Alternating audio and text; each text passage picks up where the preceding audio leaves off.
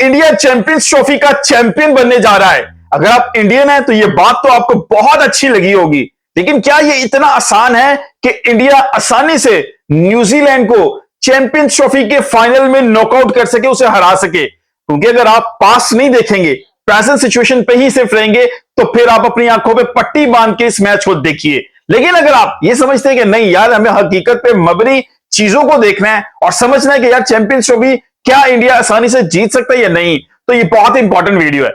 देखिए, champions trophy से पहले ये दोनों टीमें बहुत दफा आईसीसी टूर्नामेंट के नॉकआउट्स में भी एक दूसरे के सामने आ चुकी हैं, और उससे पहले ये चैंपियंस ट्रॉफी में भी एक दूसरे के आमने सामने आ चुकी हैं। और ओवरऑल अगर रिकॉर्ड हम देखने जाएं तो बहुत सी ऐसी हकीकतें हैं जो आपके सामने खुल के आएंगी, और उस पर नजर दौड़ाना बहुत इंपॉर्टेंट है। संडे वाले दिन यानी कि इतवार वाले दिन इस चैंपियंस ट्रॉफी के फाइनल मैच को देखने से पहले स्टार्ट करेंगे हम इनके हेड टू हेड से। ये दोनों टीमों ने एक दूसरे के खिलाफ अभी तक 119 ओडीआई मैचेस खेले हैं। 61 मैचेस में इंडिया को कामयाबी हासिल हुई है, 50 मैचेस में न्यूजीलैंड को।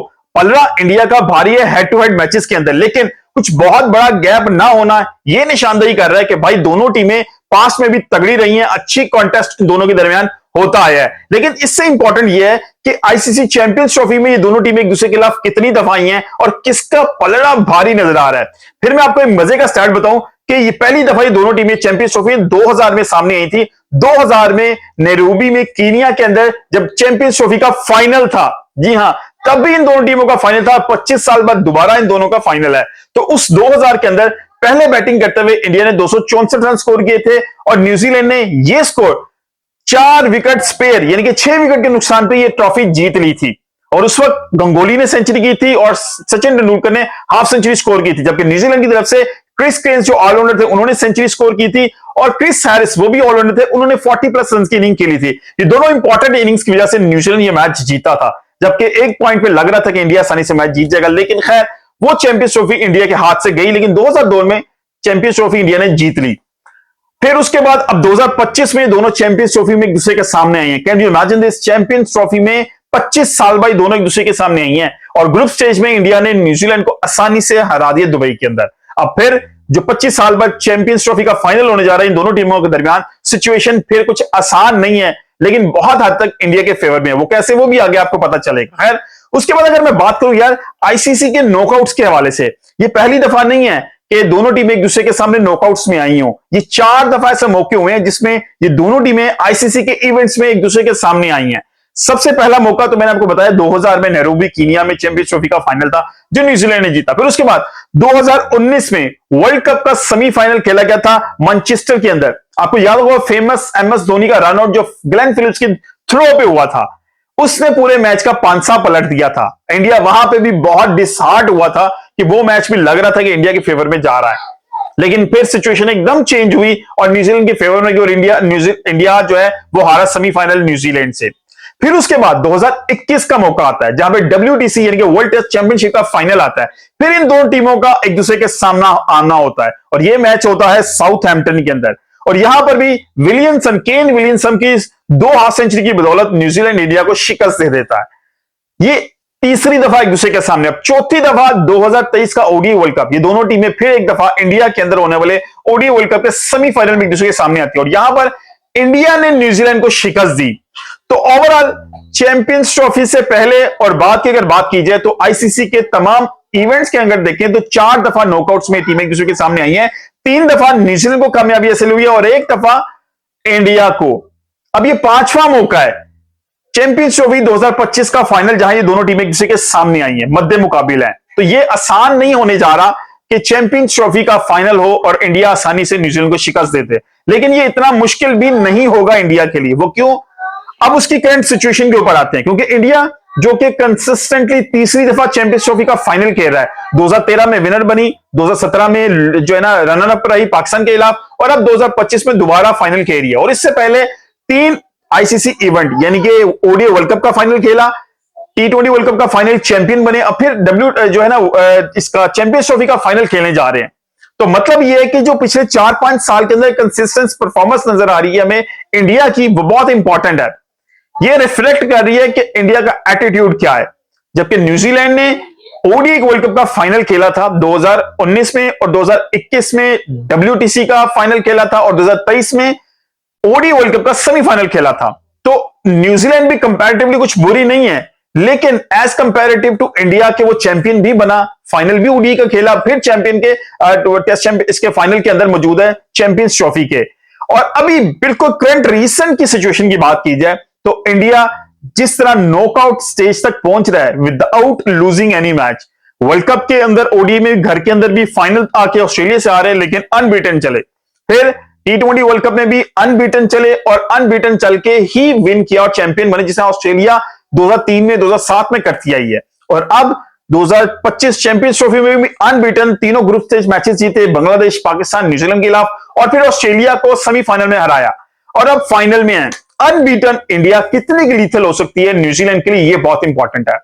अब न्यूजीलैंड और इंडिया के दरमियान जो सबसे बड़ा डिफरेंस है जो इंडिया की फेवर में है वो दो चीजें हैं। एक, उनके स्पिनर्स, उनके वर्ल्ड क्लास 4 स्पिनर्स मौजूद हैं उनके पास, अक्षर पटेल, जडेजा और कुलदीप यादव, और उसके बाद वरुण चक्रवर्ती। वरुण चक्रवर्ती जो है वो सबसे ज्यादा लीथल और नुकसानदेह साबित हो सकते हैं न्यूजीलैंड के लिए। जब उसके कंपैरेटिव में बात की जाए न्यूजीलैंड, उनके पास भी 4 स्पिनर्स मौजूद हैं, उनके पूरे 4 स्पिनर्स हैं, वो खिलाना चाहें चारों स्पिनर के साथ जाएंगे और खेलेंगे भी, लेकिन क्या वो इतने लीथल हैं? अब फिलिप्स उनके पास है, रविंद्रा उनके पास है, सेंटनर उनके पास है और एक और ब्रेसवेल उनके पास है, तो 4 स्पिनर उनके भी पूरे हैं, लेकिन क्या वो इतने लीथल हैं जितने इंडियन स्पिनर्स हैं, जितनी वैरायटी इंडियन स्पिनर्स के पास है? क्या है? नहीं। यहां पे फुल स्टॉप लगता है न्यूजीलैंड के पास। अब सिचुएशन ये है कि अगर न्यूजीलैंड पहले बैटिंग करता है तो फिर डेफिनेटली चांस बढ़ सकते हैं न्यूजीलैंड के कि वो डिफेंड करने जाएं, क्योंकि इंडिया की बैटिंग में स्ट्रेंथ तो मौजूद है।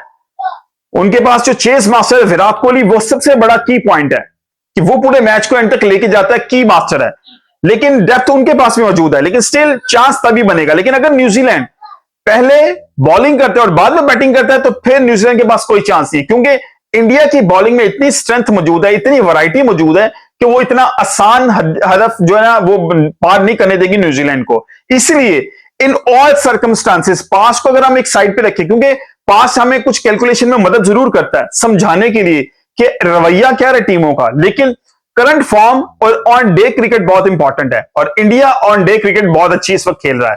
और इंडिया को इससे भी बड़ा एडवांटेज एक ये है कि इंडिया कॉन्स्टेंटली पूरा टूर्नामेंट एक ही ग्राउंड में खेल रहा है, उसकी ट्रैवल हिस्ट्री कोई नहीं है, होटल से ग्राउंड, ग्राउंड से होटल। इस चीज को कोई एक्सेप्ट करता है या नहीं करता, आईसीसी का प्रॉब्लम है या पीसीबी का प्रॉब्लम है, ये बीसीसीआई वालों के लिए मसला नहीं है, ये आईसीसी ने मैनेज करना था। खिलाते उनको दूसरे स्टेडियम में भी भेजते, मैं बीइंग अ पाकिस्तानी इस चीज को एडमिट करता हूं, ये आईसीसी की प्लानिंग है। अब आईसीसी में सिर्फ जेशाह ही अपनी मनमानी करेगा या बाकी लोग भी कर सकते हैं, ये मैं आप पे छोड़ता हूं। आप खुद सोचिए, क्या जेशाह खुद चेयरमैन होते हुए सिर्फ अपनी मनमानी कर सकते हैं कि इंडिया को सिर्फ हमने दुबई में ही रखना है, या ये उनकी दूसरा कोई ऑप्शन खोली ही नहीं गई, सोचा ही नहीं गया, उससे डाइवर्ट अटेंशन की ही नहीं गई कि हम अबू धाबी भेजें, उनको शारजा भेजें, फिर दुबई लेके आए, लेकिन इस तरह नहीं हुआ तो ये उनका कसूर नहीं है। वो एक जगह पे मौजूद हैं, खेल रहे हैं, एडवांटेज उनको मिल गया, अनड्यू एडवांटेज उनको मिल गया है, ये उनकी लक है। लेकिन न्यूजीलैंड जिस तरह ट्रैवल करके गई है, लेकिन अब न्यूजीलैंड को भी एक दफा दुबई में खेलने का एक्सपीरियंस हो चुका है, इसलिए टू सम एक्सटेंट न्यूजीलैंड के पास इस चीज का भी एडवांटेज आ चुका है कि भाई दुबई का भी उनको एटमॉस्फेयर जो है ना उन्होंने एडजस्ट किया है, समझ लिया है, देख लिया, वहां एक मैच इंपॉर्टेंट खेल लिया है, लेकिन स्टिल एडवांटेज इंडिया के पास है। लेकिन जो सबसे लीथल वेपन इंडिया का है वो उनके 4 स्पिनर्स, विराट कोहली, शुभमन गिल, श्रेयस अय्यर और साथ जो है हार्दिक पांड्या। ये 4-8 प्लेयर जो है ना, अब उनके किसी भी प्लेयर को टच करके देखो आपको लगेगा वो मैच विनर है। अब रोहित शर्मा को कैसे भूल सकते हैं, ठीक है, आप बाकी केएल राहुल को कैसे भूल सकते हैं, ठीक है, आप मोहम्मद शामी को कैसे भूल सकते हैं। तो ओवरऑल वो इतना जबरदस्त कॉम्बिनेशन ऑफ बंच है कि उनका हर प्लेयर से लगता है मैच विनर है। कंपैरेटिवली न्यूजीलैंड के पास भी यही चीजें हैं, उनके बैट्समैन भी स्ट्रेंथ बहुत मौजूद है, लेकिन इनके स्पिनर के सामने उनके बैट्समैन अपने आप को किस तरह एडजस्ट करेंगे, ये सबसे बड़ा सवाल है जो न्यूजीलैंड के बैट्समैन को उसका जवाब देना है। वो किस हद तक कामयाब होंगे इसका जवाब देने में, ये तो लाजमी बात है, संडे वाले दिन पता चलेगा। लेकिन अभी फॉर द टाइम बीइंग, अभी तक के लिए इंडिया फेवरेट है इस चैंपियंस ट्रॉफी के फाइनल के लिए। आपकी क्या राय है कमेंट के उसमें जरूर बताइएगा। मिलते हैं नेक्स्ट वीडियो के साथ, बहुत ख्याल रखिएगा। अल्लाह हाफिज।